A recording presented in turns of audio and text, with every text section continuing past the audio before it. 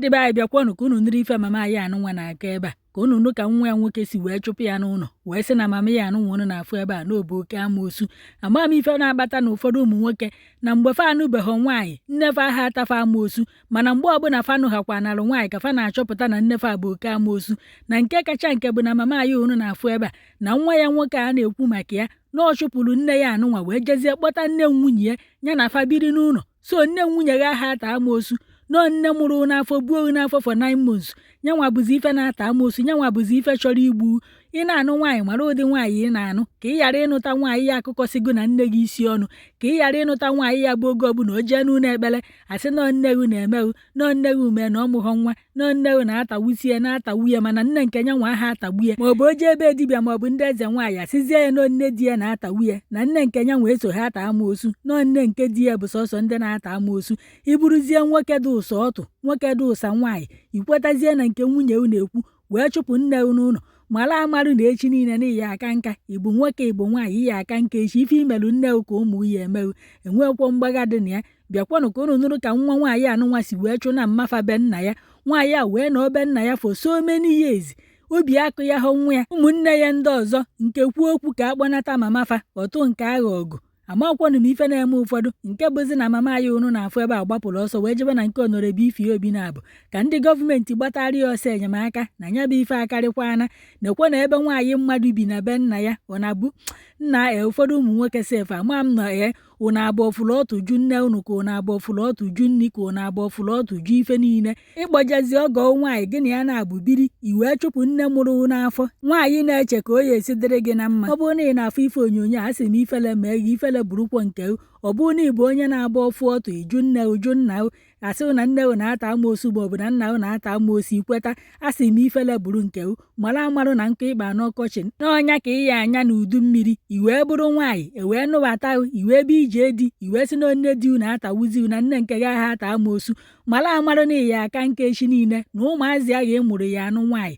Ntu akwa ka ndị faya anụbata ya esi wee sịkwa na agụbụ nwaanyị na ịba amoosu wee chụpụ ife imelụ mmadụ a ya eme ụnya ọ dị n'ọfọ. Ka hapụ unu ka unu ga ife nwaanyị mmadụ kwuru. Onwere ebe aka kpọghalịra m chi na nlile amoosu ejeche na free still even ebe na nne.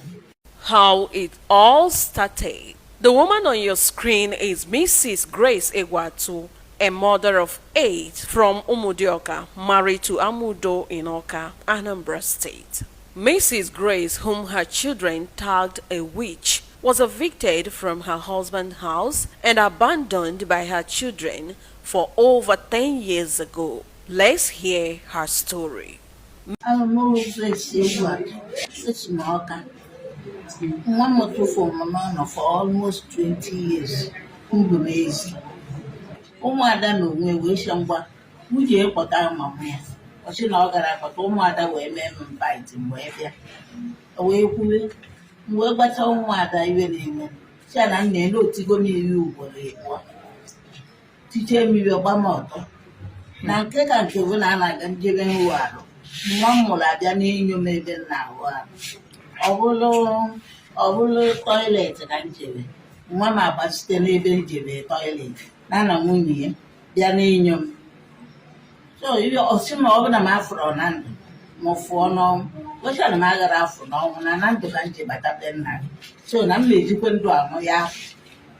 So o nyeketezie m nsogbu wee na-abịa nna m wee dị n'ọrụ for almost 20 years m nọ n'ezi ada ụlọ ebe m nọzikwu be nna m mmiri na-amaka m arụ ebe ahụ.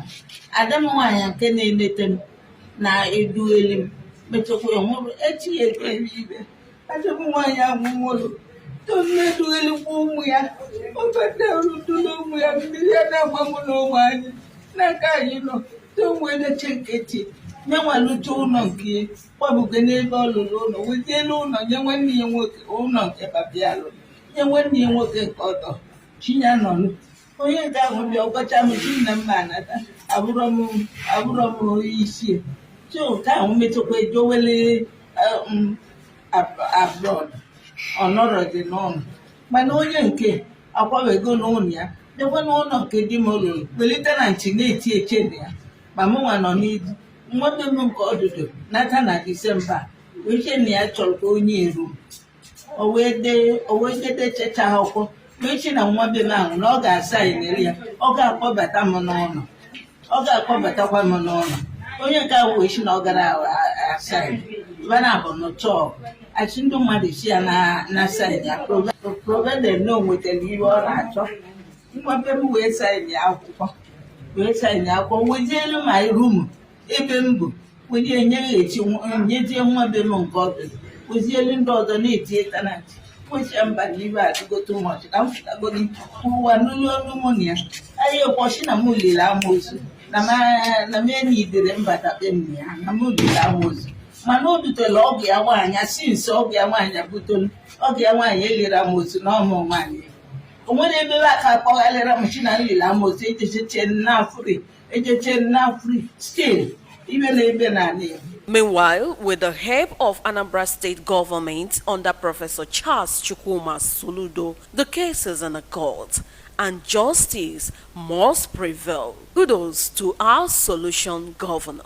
This world is just a merry-go-round. If a mother who carried you for 9 months took care of you from childhood to adulthood could not pay you all these years, why on earth will you believe that she is a witch? Don't be deceived, because what goes around comes around.